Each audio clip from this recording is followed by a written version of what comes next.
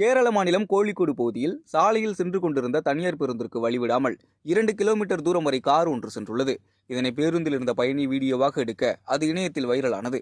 இதுகுறித்து போக்குவரத்து காவல்துறையினர் விசாரணை நடத்தி கார் ஓட்டுநரின் உரிமத்தை 15 நாட்களுக்கு ரத்து செய்துள்ளனர்.